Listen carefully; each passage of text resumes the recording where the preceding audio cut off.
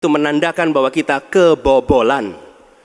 Dan lebih jauh lagi, ironisnya, Kementerian Pertahanan menjadi kementerian yang dibobol oleh hacker di 2023. Sebuah ironi, karena itu kita ingin mengembalikan, dan 700 triliun anggaran Kementerian Pertahanan tidak bisa mempertahankan itu, justru digunakan untuk membeli alat-alat alutsista yang bekas.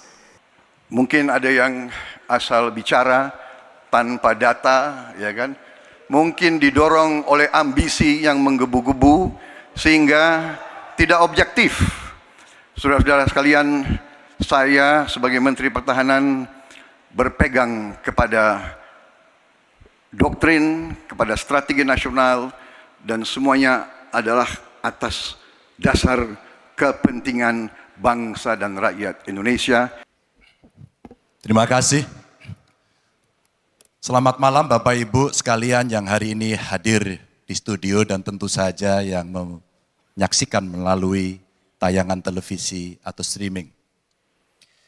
Kami membaca sekaligus mencatat persoalan luar negeri, pertahanan keamanan, dan tentu saja dari 3 ini kami akan menyampaikan poin per poin. Yang pertama terkait dengan politik luar negeri kita.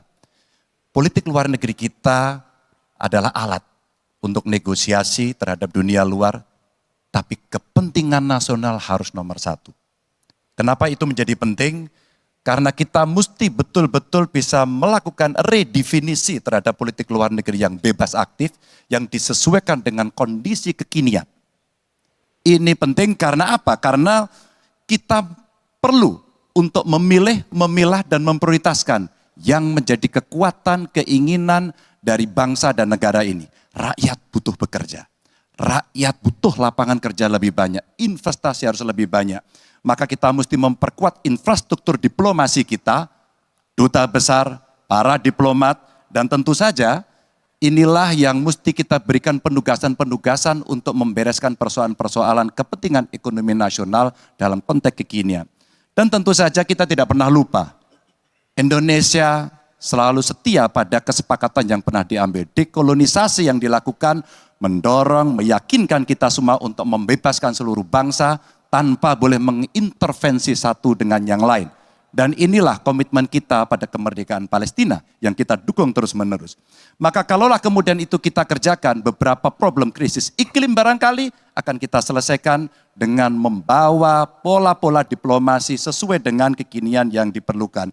Atau barangkali kepentingan UMKM yang mesti kita bawa ke dunia internasional seperti praktek yang pernah kami lakukan di Jawa Tengah. Dan itu membuat masyarakat akan merasakan politik luar negeri jauh lebih baik.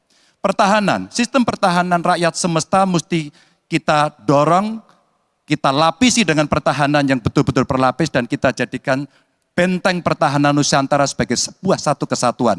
Dan kita perlu melakukan penataan gelar pasukan karena IKN menjadi pusat gravitasi baru. Dan ini bagian dari antisipasi terhadap tarung global antara Amerika Serikat dan Tiongkok. Untuk itulah pertahanan kita mesti masuk pada wilayah 5.0 dengan teknologi sakti, dengan rudal hipersonik, senjata cyber, sensor kuantum, dan sistem senjata otonom. Dan itu bisa dilakukan kalau anggaran dari Kemenhan itu 1-2% dari PDB. Sehingga MEF kita akan bisa tercapai. Karena ini yang mengerikan, di 2024 saya khawatir ini tidak akan tercapai. Untuk keamanan, terorisme, narkoba, pinjaman online, judi online, kekerasan seksual, ini perlu mendapatkan perhatian termasuk TPPU. Maka reformasi kepolisian betul-betul harus mengantisipasi ini dengan penguatan cyber system kita, termasuk pengembangan SDM cyber yang kuat. Polisi yang menjadi pengabdi masyarakat betul-betul akan bisa mengayomi. Seperti kemudian pada saat saya bertemu dengan Ibu Mary Hugeng. Bagaimana Ibu Mary menceritakan bahwa polisi kita mengayomi dengan kesungguhan. Polisi kita hidup dengan sangat sederhana dan mereka punya integritas yang tinggi. Sebagai anak polisi, saya paham betul ini sesuatu yang sulit dan pasti akan bisa kita lakukan. Dan tentu saja inilah capaian-capaian yang akan kita lakukan oleh Ganjar Mahfud. Bismillah, insya Allah kami siap. Baik, terima kasih Bapak Ganjar Pranowo. Kami persilakan kembali ke tempat Pak Ganjar. Kami persilakan kepada Bapak Anies Rashid Baswedan untuk menuju podium menyampaikan visi, misi, dan program kerja dengan waktu 4 menit.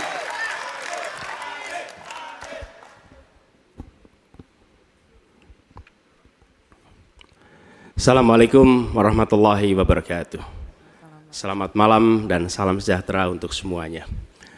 Bapak Ibu sekalian, saudara-saudara sebangsa setanah air yang saya hormati, yang saya cintai. Ketika kepercayaan dari Ibu dan Bapak saudara sekalian diberikan kepada kami, maka kami insya Allah akan mengembalikan posisi Indonesia menjadi pelaku utama di dalam konstelasi global. Indonesia tidak hadir sebagai penonton, tapi Indonesia hadir sebagai penentu arah perdamaian, kemakmuran bagi seluruh bangsa di level global maupun di level regional. Kami merencanakan bagaimana kekuatan Indonesia, kekuatan kebudayaan, kekuatan kesenian, kekuatan ekonomi ikut mewarnai kancah dunia. Kita ingin film kita, seniman kita, kuliner kita, diplomati kita, para diaspora kita menjadi fenomena dunia, hadir mewarnai kancah internasional. Kita menginginkan dengan cara seperti itu, maka apa yang kita kerjakan di level dunia membuat Indonesia bisa menjadi tuan rumah di negeri sendiri sekaligus tamu mempesona di negeri orang. Dan Presiden menjadi panglima diplomasi Indonesia. Bukan hanya hadir dalam forum-forum, tapi hadir mewarnai, hadir serius memperjuangkan amanat, termasuk amanat terpenting, menghapuskan penjajahan di muka bumi. Bukan sekedar statement dalam upacara, tapi Presiden dan seluruh jajaran diplomasi bekerja keras untuk itu, khususnya untuk Palestina. Tapi dalam kenyataannya, kita bicara tentang pertahanan di sisi lain. Kita menghadapi tantangan yang tidak kecil. Dalam beberapa tahun terakhir ini, lebih dari 160.000 orang meninggal, bukan karena serangan militer, tapi karena serangan virus. HP kita, komputer kita, diserang oleh cyber attack. Lebih dari 800 juta cyber attack. Perdagangan manusia, perdagangan anak. Bagaimana perempuan, anak-anak menjadi korban, lebih dari 3.000 orang. Dan narkoba menyerbu Indonesia.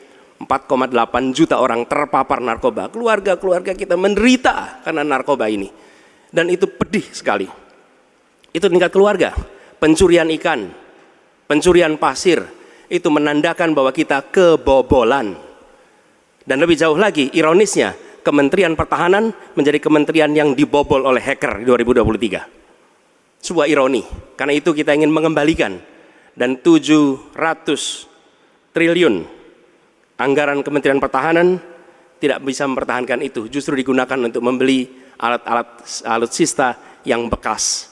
Di saat tentara kita lebih dari separuh tidak memiliki rumah dinas. Sementara menterinya punya, menurut Pak Jokowi, punya lebih dari 340 hektar tanah di Republik ini. Ini harus diubah. Tambah lagi, food estate singkong yang menguntungkan kroni, merusak lingkungan, dan tidak menghasilkan. Ini harus diubah.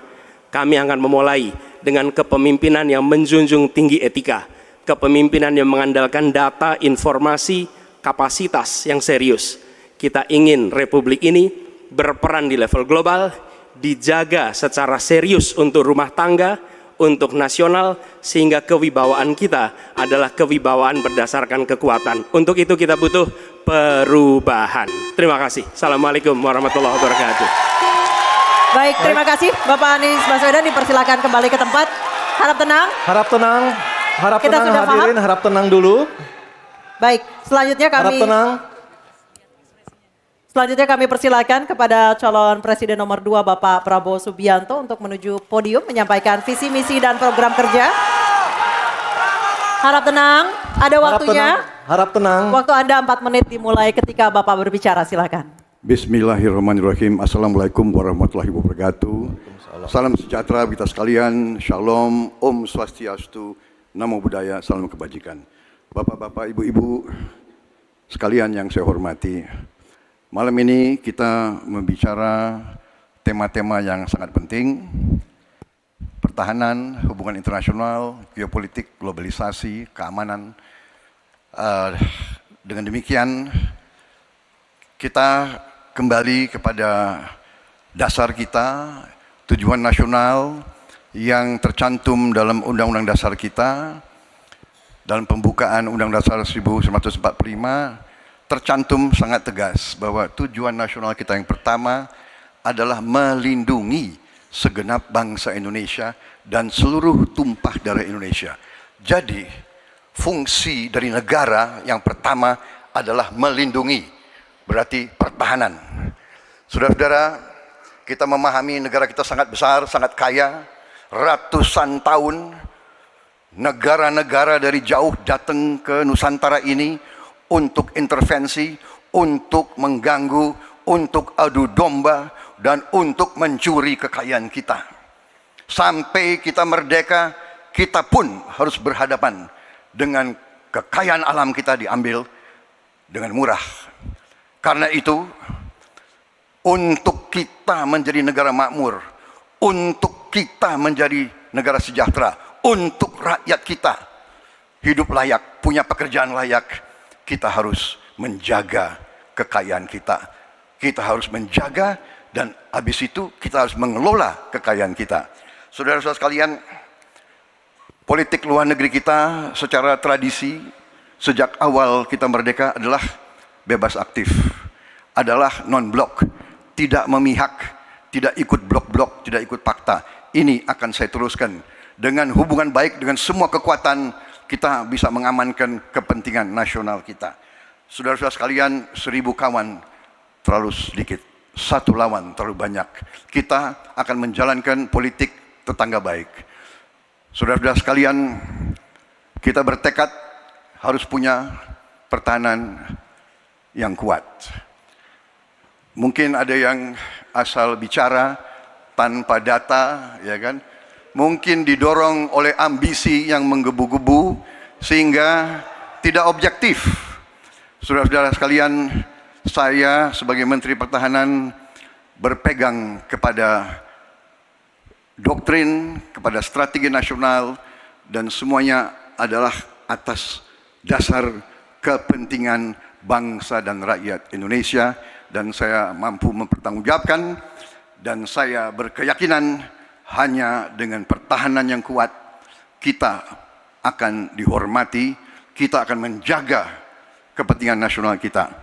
Kalau kita buka buku ilmu pengetahuan yang paling dasar, kekuatan nasional harus ada kekuatan militer. Tanpa kekuatan militer, sejarah peradaban manusia mengajarkan bahwa bangsa itu akan dilindas seperti di Gaza sekarang ini.